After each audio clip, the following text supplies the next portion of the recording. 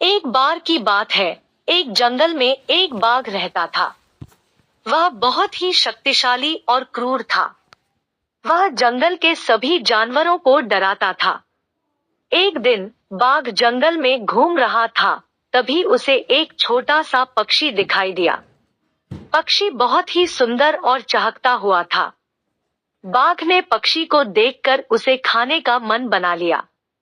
बाघ ने पक्षी पर झपट्टा मारा, लेकिन पक्षी बहुत ही चतुर था। उसने बाघ के पंजे से बचकर एक पेड़ पर चढ़ गया। बाघ ने पक्षी को पेड़ पर चढ़ता देखकर खुशी से उछल पड़ा। उसने सोचा कि अब तो पक्षी आसानी से उसका शिकार बन जाएगा। बाघ ने पेड़ के नीचे खड़े होकर पक्षी को आवाज दी, ओए पक्षी, तुम अब भी बचने की कोशिश कर रही हो? तुम तो मेरी ताकत के सामने एक मच्छर की तरह हो। पक्षी ने बाघ से कहा, बाघ, तुम बहुत ही शक्तिशाली हो, लेकिन तुम बहुत ही मूर्ख भी हो। तुमने कभी भी अपने दिमाग का इस्तेमाल नहीं किया है। बाघ ने पक्षी की बात सुनकर गुस्सा हो गया और उसने कहा, अगर मैं मूर्ख हूँ, तो तुम क्या हो? तुम तो एक छोटा सा पक्षी हो। तुम मेरे सामने कैसे जीत सकती हो? पक्षी ने कहा, तुमने कभी भी दूसरों के साथ दोस्ती नहीं की है। अगर तुमने दोस्ती की होती, तो तुम कभी भी अकेला नहीं होते।